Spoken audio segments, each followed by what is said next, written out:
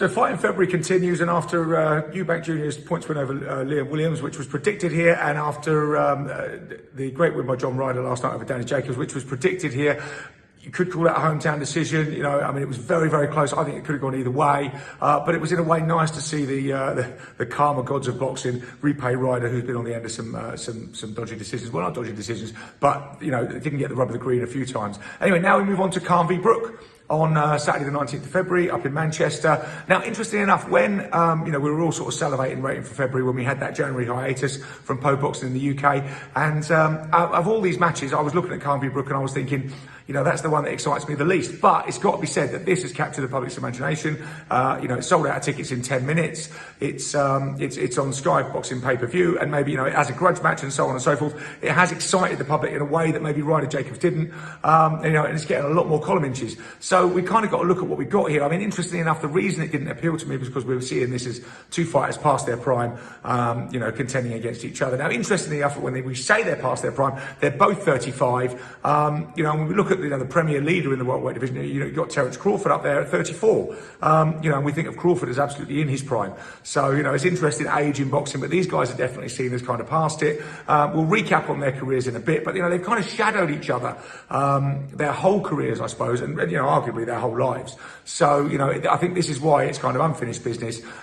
So they both sort of come back for this fight. So let's break down and see what we've got. So it's Khan v Brook. So, I mean, Amir Khan, I suppose we all know about, you know, he was the golden child at the 2004 Olympics, came through winning silver there, losing in the final to, you know, the great Mario Kindelin, and then launched his pro career in 2005, you know, raced to some great victories, came unstuck a bit, you know, against Brendan Prescott. That's when we started to maybe question the chin, but rebuilt very successfully, and then was world champion from 2009 until 2011 when he lost to Lamont Peterson. That was kind of Khan's, I think, golden age, 2009 to late 2011, until that loss to Peterson. You know, he was really at the top of his game. You know, a really sort of credible world champion. Went over to America, built himself up, got some amazing, great fights. After the Peterson fight came the Danny Garcia fight, another KO loss.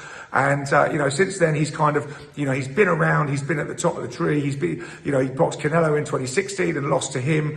And, you know, then finally he did meet up with Crawford in 2019, in April 2019, and lost to him. You know, I mean, obviously that's, you know, it's a bit unfair to recap on all his losses, but he's had those 5 losses, 4 of those by KO, you know, against those 34 wins with 21 KOs. So, you know, he's kind of seen as somebody who's, you know, definitely at the end of his career, and maybe he's looking for that last sort of big payday, although, you know, what he's going to do after boxing, as he himself admits, he doesn't know.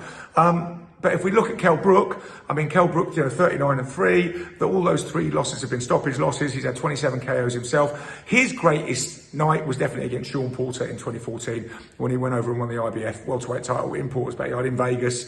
You know, a points decision, and that was really his highlight. Then he had 3 defences of that title before he moved up to middleweight and challenged the sort of fearsome Gennady Golovkin. He was stopped in that fight, and he suffered a cracked orbital bone. He came back down to welterweight, defend against Errol Spence, and it was a repeat of that, really. You know, Spence obviously targeted that area, and Kell was out again with that cracked orbital bone. So that was really, you know, that was 2016. Since then, he tried to rebuild. He had 3 fights at super welter, up 154, and he kind of drifted a bit. He got away from Matchroom. You know, he sometimes seemed a bit troubled in his personal life, and then he finally went over and negotiated himself a fight against Terence Crawford, and that was it. That was in 2019, and I beg your pardon, in December 2020, and he was stopped in 4 in that fight. He hasn't done anything since then, and he's now looking at Khan. You know, interestingly enough, Khan, since he was stopped by Crawford in April 2019, has had 1 fight against Billy Dibb, was a little bit farcical out in the Middle East, and so they both meet now. And so the big question that everybody's got to ask is, who's got the most left? I mean, I suppose, you know, the question is, who would have won in their prime? You know, the general feeling is that Khan had the speed and the skills, and you know, Brook had the strength and the power. So I suppose looking at this, you know, the bookmakers are making Kell Brook the favourite, and I suppose a bit of the thinking behind that is that really, you know, as you get older, the speed of reflexes go before the power goes. So, you know, if Khan is able to, if Brook is able to catch up with Khan, his power should be, you know, the deciding factor in this. So I'm going to go a bit against the bookies in this. I think Khan's speed is going to, is not going to have faded too much. And it's also about what ambition these guys have got left. That's, going to be a key factor. And that's difficult to pick through because, we're looking at a fight where we're saying, who has deteriorated the most. There is a rematch clause in this match, interestingly enough. Both fighters insist there is no need for a rematch clause, which makes you ask why one's there. But there it is. Khan has said that he's going to retire after this fight. He hasn't said win, lose or draw because he said there's no possibility of him losing. He sees Brook as him stepping down a couple of levels. He's going to school him. And like I say, this rivalry has been simmering for ages. They were both hoping to go to Athens in 2004. They were sparring each other and Khan was picked. And, the resentment has come from them. And those sparring sessions, Khan insists that he schooled Brook, and Brook insists that wasn't the case. But Brook always saw Khan as the golden child, got everything on a bit of a silver spoon, and he had to work harder for his recognition. So I think there's genuine rivalry there.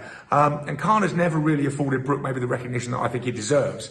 Having gone away from home, won that world title. So they've got to settle it now. Like I say, this is a catchweight fight, so it's 149 pounds. It's 2 pounds above the welterweight limit, which arguably, who's that going to sue? They probably both can't make welter now. And Brook definitely, although he got down for the Crawford fight, looked very drained when the last time he was out at welter. But again, like I said, it's who's got the most ambition left. Khan's saying he's definitely retiring. Brook is saying he's not sure what he's going to do after this fight. We could say the loser is definitely retired. We'll have nowhere to go. The winner may have somewhere to go. Depends on the performance, or maybe the only way back is the rematch clause for another payday if it's a close fight. So I'm going to lean in this one. Again, I'm going to go against the bookies, and I'm going to lean towards Khan to take it on points. I think, he's going to target that eye of Brook. I wonder what Brook's got left. I just think he's the more troubled soul out of the two. So that's my prediction is Khan on points. I think it'll be a decent fight, but, it's a shame it's coming so late. But like I said, they've shadowed each other all through their career. Oddly enough, you look at all the times this fight could have happened and then fell through. And obviously it's he said, she said for why it did fall through. But they're finally getting it together in a way because there's no one else out there to fight. And this fight is selling well. So it's going to be interesting to see how it goes and see if it does live up to the hype. But looking forward to it. So this Saturday, Khan v Brook. Let's see how it goes.